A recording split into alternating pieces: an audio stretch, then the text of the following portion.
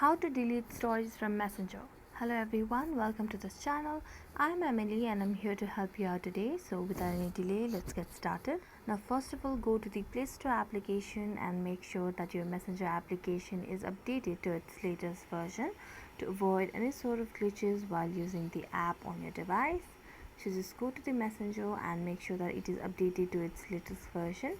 So as you can see, I don't have the option of update. It means that my app is updated to its latest version and I can just tap on open. So what I'm gonna do is I'm gonna tap on Messenger and then tap on stories section at the bottom of the screen. So here you can see your story option over here. Just tap on that and then you can tap on three dotted lines at the top right corner of the screen. Then you can see the option of delete over here, which is just tap on delete and tap on delete again,